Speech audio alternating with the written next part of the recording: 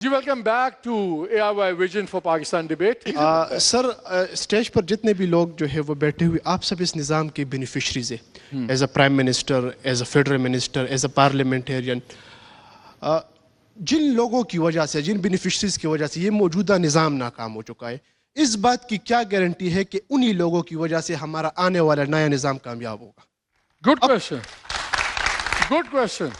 تو یا تو اب ہم سے یہ وعدہ کر لیں کہ جو نیا نظام ہوگا اس میں نئے لوگ ہوں گے, نئے فیسز ہوں گے, نئے آئیڈیاز ہوں گے. اب یہی سوال الیبریشن آ جاتی ہے کہ اگر چھوٹے صوبے بنتے ہیں اور ملٹی لیول لیڈرشپس نہیں آتی ہیں تو نئے لوگ ایڈ ہوں گے تو بہتر نہیں ہے؟ میرا خیال ہے میں اس پہ عرض کروں, کچھ کسی خاندان کے پاس, پولیٹیکل رولنگ ایلیٹ کے پاس اتنے بچے نہیں ہیں, برادری کے بھائی کزن بچے نہیں ہیں کہ وہ MNA بھی بنے, صوبائی MP بھی بنے, نیچے کا ڈسٹرکٹ کا چیئرمین بھی بنے, ڈسٹرکٹ میئر بھی بنے, پھر ٹاؤن تحصیل کا میئر بھی بنائے, پھر یونین کونسل کا میئر بھی بنائے, کیا بندہ UC چیئرمین بھی بنائے اور کونسلر بنائے.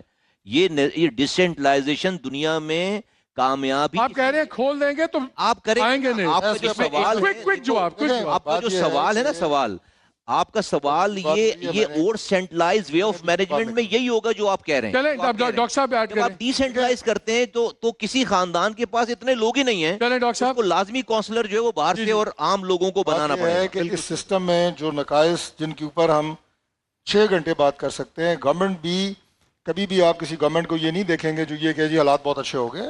ہم خود اسی سسٹم میں رہتے ہیں, انہی لوگوں میں رہتے ہیں, ہمیں پتہ ہے کیا کیا ایشوز ہیں.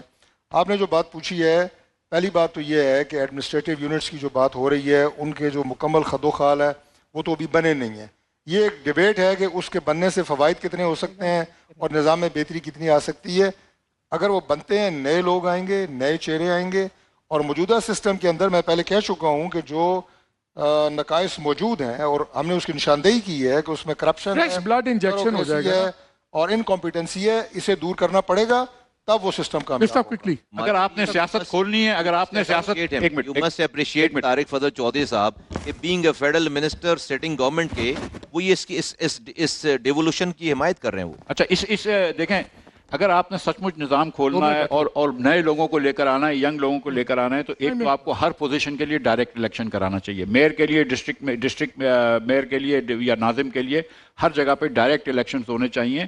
اگر ڈائریکٹ الیکشن نہیں ہوں گے تو آپ کو پارٹیوں کی مجبوری ہوتی ہے, نئے لوگ نہیں آ سکتے, جیسے کہ دنیا بھر میں دیکھیں. تو آئی ریکمینڈ کہ ڈائریکٹ الیکشن کروائیں. اچھا, میں بھی اس میں چھوٹی سی بات کرنا چاہوں گا.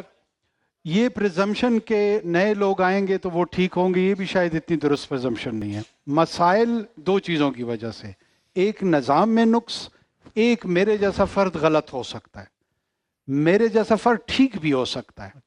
یہ بھی ضروری نہیں, یہ مکس افراد کے ساتھ کچھ پرانے کچھ نئے, نظام کو درست کر لیں, اس کے نقائص نکال دیں تو وہ ڈیلیور کرنا شروع کر دے گا.